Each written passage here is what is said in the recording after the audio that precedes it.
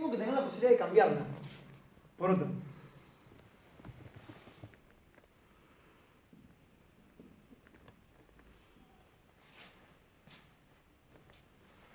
Una, dos, tres, cuatro, cinco, seis, siete. Bueno. Entonces, el concepto de utilidad, de escasez material, exterior al hombre, que satisface deseo, necesidad, adquirible y cambiable.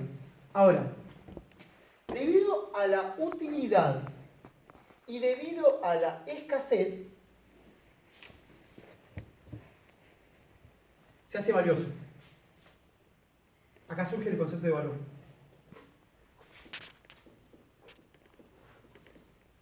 Yo necesito que ustedes entiendan esto, digamos, y si se entiende esto, ya está, el resto ya es más fácil.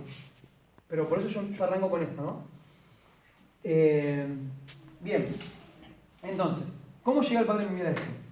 Hay algunos autores que dicen que no, porque él lo que hace es desarrollar, ¿no? Y hace como una discusión con los diferentes autores como he mencionado, ¿no es cierto? Ahora, ¿qué pasa? Algunos autores dicen que no, es solamente la riqueza. No tienen en cuenta al ser humano. Ustedes agarran libros, manuales gordos así, llenos de estadísticas y números de economía, y hablan de cosas como si las cosas se moviesen solas, dice el padre Membiel. Como si tuviesen autonomía, como si fuesen independientes. No están diciendo que son los seres humanos los que usan las cosas, los que deciden el intercambio de esas cosas. Bien. Entonces,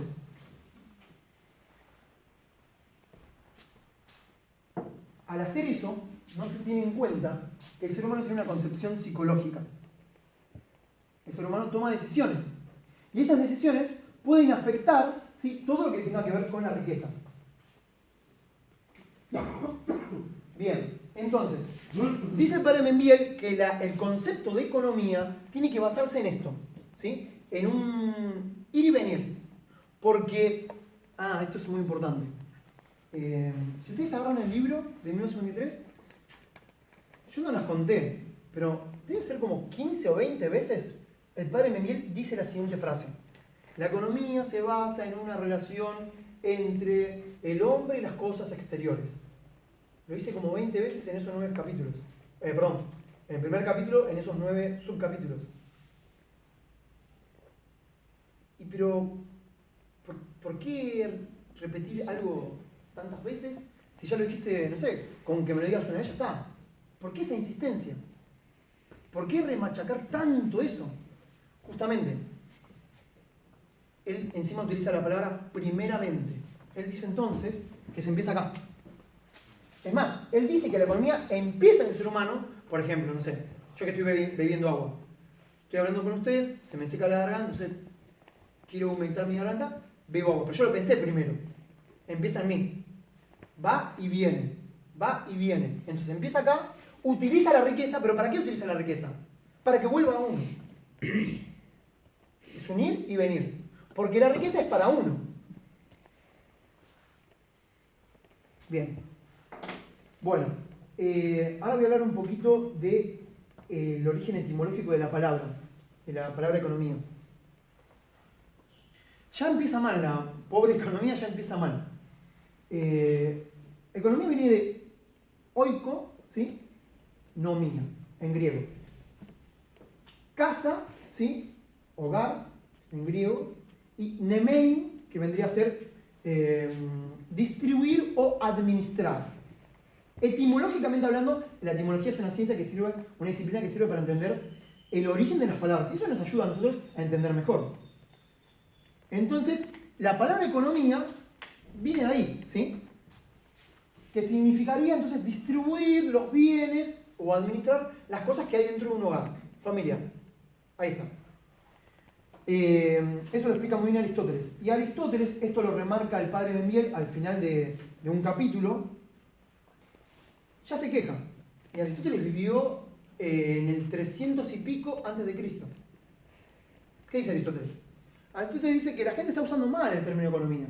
Porque si la misma palabra te está diciendo etimológicamente en griego, te está diciendo que se refiere a lo que acabo de decir de administración y distribución de cosas dentro de un hogar, no lo utilices para otras cosas más grandes. Y lo que se empezó a utilizar es para decir economía cuando se trata de, no sé, toda una región, Macedonia, Grecia, Europa, África. No. Están ampliando, están haciendo un abuso del concepto. Tendrían que utilizar otra palabra, dice Aristóteles. Y Aristóteles sugiere, es más, él propone que se utilice la palabra crematística o plutología. Crema en griego significa riqueza, ¿sí? O sea, el arte o la ciencia de adquirir riquezas, ¿sí? Y el padre Membiel especifica, bueno, entonces, crematística doméstica, digamos, si queremos ser específicos, si queremos hablar bien, conceptualmente, digamos, crematística doméstica o crematística política. O sea, ya se empezó a utilizar mal la palabra. De hecho, esto lo dice en el prólogo a la primera edición de 1953, Francisco García Bolano, que fue una persona que influyó sobre todo en este libro de 1953 respecto a la economía. Francisco García Bolano dice lo siguiente: el nombre de economía política lo usó Montretien en 1615 en su tratado de la economía política, como él mismo afirmó, comillas, contra la opinión de Aristóteles y de Jenofonte. O sea que acá ya hay una decisión de usar mal el término a propósito. Y alguien puede decir, bueno, ¿y qué me importa si la llaman de una manera o la llaman de otra? No, tiene su importancia, porque estamos hablando de principios, de ideas. Y si vos ya partís mal de una idea, ya el resto vas a llegar a conclusiones falsas, necesariamente. Entonces, el padre Membiel remarca esa cuestión. También remarca que hay gente que confunde. Porque él dice, ahora voy a hacer otro dibujito, el segundo gráfico, que el ser humano tiene comportamientos distintos. ¿Sí? Por ejemplo, a ver. Economía. Entonces, el término de economía es genérico, ¿sí? Es el género de lo que estamos hablando. Ahora, el término de economía contiene a lo que nosotros conocemos como economía política, que acabo de especificar que está mal usado, pero bueno, digamos, para que se entienda voy a usar ese término, ¿sí? Voy a hacer lo mismo que hace el padre Membiel, pero tendríamos que llamarlo crematística política para hablar correctamente, ¿no? Entonces sería lo que conocemos como economía política, ¿sí? Economía política, que a su vez la economía política tiene que contener dentro a la crematística doméstica o la economía familiar, lo que conocemos como... Ahí sí está bien utilizada la palabra, ¿sí? Familiar, perdón. Familiar. Y, por último, la economía individual, personal, solitaria, dice el padre Membiel. Economía solitaria. Él dice que existen estos tres tipos de... Él dice situaciones. Entonces, un ser humano puede estar solo. Puede vivir, no sé, solo en una isla. No sé, se naufragó su barco, qué sé yo. Se estrelló su avión, se salvó y está viviendo solo en una isla. Tiene que hacer economía, tiene que sobrevivir. Bueno, economía solitaria. Bueno, llega una chica, no sé, forman familia. Bueno, ahí ya es la economía familiar. Pero la economía familiar contiene dentro todas las circunstancias de cada economía solitaria, de cada economía individual. Ustedes lo pueden comprobar. En una familia, ¿sí? Si bien está la familia como ente, ¿no? que tienen sus gastos, etcétera, todo lo que tienen que hacer la familia, pero después individualmente cada uno hace cosas distintas que no tienen que ver con el conjunto de la familia propiamente dicho. Por ejemplo, no sé, alguien de la familia que quiera usar su dinero para ir a ver una película. Es una decisión personal. Entonces, en ese caso, hace uso de su soledad, de su decisión personal e individual, ¿sí? Pero sigue formando parte de esa familia. Entonces, la economía familiar contiene las decisiones de la economía solitaria, de todas las economías solitarias. Y todas las economías familiares son contenidas a su vez por la economía política. Acá podemos tener todas las familias, ¿sí? Y acá en economía política, bueno, tenemos diferentes regiones, ¿no? Tenemos, no sé, desde un barrio, de una, no sé, una villa, ¿sí? Regiones, países, continentes, lo que ustedes quieran. Y todo se englobaría dentro del concepto de economía, ¿sí? Así es como él lo expresa. Algo importante. Dice Padre Memiel que hay muchos autores que se equivocan, que se confunden, porque hablan de las leyes de la economía como que si fuesen aplicables para todos, por igual. Es decir, que la ley de economía sería lo mismo para la política, a nivel político, a nivel familiar, sería todo lo mismo. Y eso él, yo creo que lo toma de Aristóteles, porque Aristóteles en su libro Política comienza diciendo eso justamente, que hay gente que dice que piensa que gobernar una nación, gobernar, no sé, un ejército, es lo mismo que gobernar una familia. Y están equivocados, dice Aristóteles. Y hace las distinciones correspondientes. Para mí que el Padre Memiel lo saca de ahí porque él dice lo mismo. Que en realidad, para hablar de leyes fundamentales en economía, son distintas las leyes a nivel político, ¿sí? Respecto a la economía estoy hablando, ¿no? Las leyes económicas a nivel familiar que las leyes económicas a nivel solitario. ¿Cuál es el argumento del Padre Memiel? ¿Cómo justifica su postura el Padre Memiel? Él dice lo siguiente: lo que se modifica es el comportamiento. Y él ejemplifica de la siguiente manera. Él dice, si uno está solo y tiene bienes para consumir, para usar, etc., no le anda preguntando a nadie. Hace lo que quiere cuando quiere. Justamente porque no hay nadie a quien preguntarle. Si no está solo. ¿Sí? En una comunidad hipotética, solitaria, individual, personal. Ahora, si vos estás conviviendo en familia y necesariamente las circunstancias te obligan a que vos no actúes, digamos, como vos querés cuando estabas solo. Imagínense, a la noche llegás, hay un chocolate, no sabés quién es, ¿te lo comes o no te lo comes? Si tenés un hermano, una prima, tu mamá, tu papá, y después vas a tener problemas. ¿Sí? Entonces, uno tiene como que pensar en el prójimo a nivel familiar. Ya no puedes hacer lo que vos querés.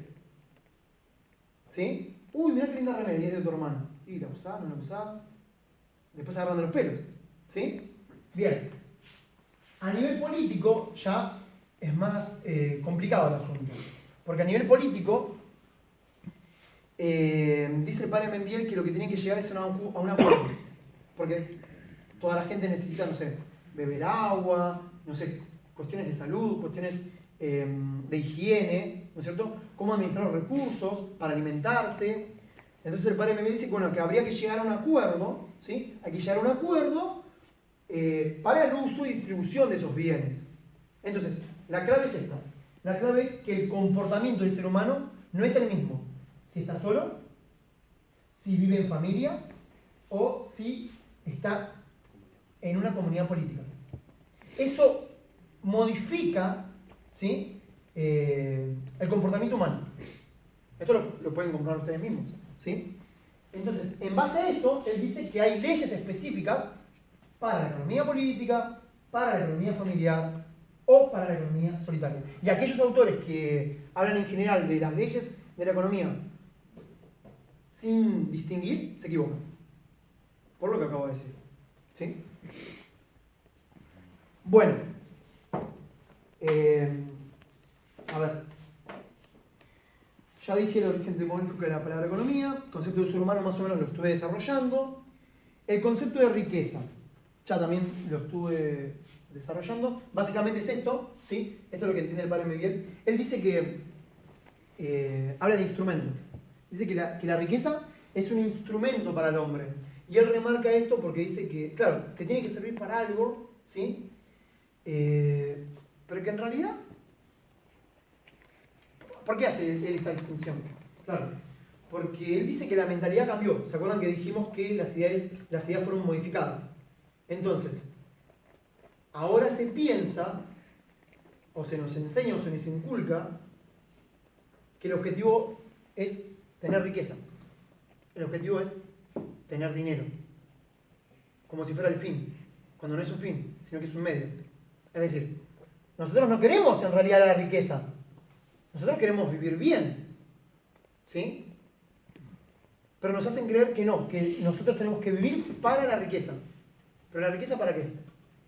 Bueno, la riqueza justamente para el ser humano, para vivir bien, para satisfacer nuestras necesidades, pero para hacer otra cosa, ¿sí? Yo estoy bebiendo agua para poder continuar fácilmente la charla, pero mi objetivo no es el agua, mi objetivo es intentar ser claro en mi exposición. Bien. Veamos. Después el padre Miguel habla, ya lo dije, del concepto de utilidad, ¿sí? Y el concepto de escasez, eso lo desarrolla bastante el padre Membiel. Pasemos ahora al concepto de eficacia económica. El padre Membiel dice que una ley en economía, o sea, ¿qué es lo que busca el ser humano cuando hace economía? ¿Cuál es su objetivo? ¿Cuál es su objetivo? Él dice que lo que se busca, digamos, él no lo expone así, ¿no? Como lo voy a hacer yo, pero es como una especie de fórmula, ¿no? Vendría a ser así. Eficacia económica, ¿sí? Esto no está así en el libro, pero bueno, se los explico. Él lo dice en forma de prosa, ¿no? La eficacia económica es igual a obtener una mayor utilidad de un bien X a través de un menor esfuerzo y un menor tiempo. Bueno, él dice que la eficacia económica se consigue así, con lo útil, esforzándose lo mínimo y en el menor tiempo. Eso es lo que uno busca cuando se trata de las riquezas, conseguir eso, ¿no? De ahí aparecen las técnicas, ¿no? En la agricultura, a nivel industrial, para hacer las cosas mejor, ¿no? Con mayor provecho, esforzándose uno lo mínimo, para eso están las máquinas, ¿no? Por ejemplo, y en un menor tiempo, obviamente, ¿sí? Bien. Básicamente dice eso. Las ciencias. Bueno, vamos a pasar a las ciencias. El padre Membiel, cuando habla de las ciencias, las divide en 4 grupos, a todas las ciencias. Básicamente, es más, él define, ¿sí?, a las ciencias, dice, la ciencia es una consideración teórica de lo universal. Es la única definición que tiene en el primer capítulo, así específicamente, de qué es la ciencia. Nosotros acá rápidamente podemos utilizar otra frase que es la ciencia es el conocimiento de las cosas a partir de sus causas ciertas. Remarco ciertas, porque me puede enseñar causas falsas. Si me enseñan mal, me enseñan causas falsas. Y nosotros necesitamos el conocimiento de las cosas a partir de sus causas ciertas. La palabra causa, según el padre Castellani en su libro Elementos de Metafísica, proviene del sánscrito y significa madres. Madre. Porque es el origen, por ejemplo, de la vida, de otro ser humano. Entonces, según el padre Castellani, la palabra causa proviene del sánscrito y significa madre.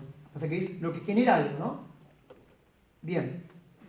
El padre Membiel divide a las ciencias en 4. Dice que están las ciencias, en primer lugar, que estudian a la naturaleza, ¿sí? Es más, él lo especifica más, dice que su objeto de estudio puede ser Dios, el cosmos y el hombre, ¿sí?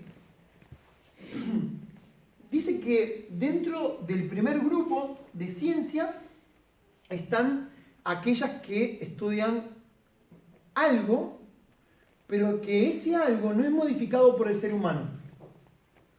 Por ejemplo, imaginemos que estudiamos astronomía.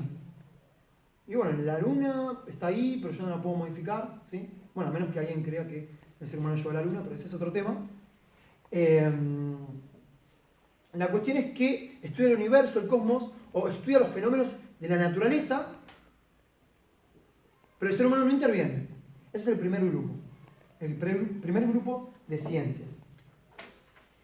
El segundo grupo es el de los conceptos. Ya los otros tres grupos sí interviene el ser humano. En el primero no.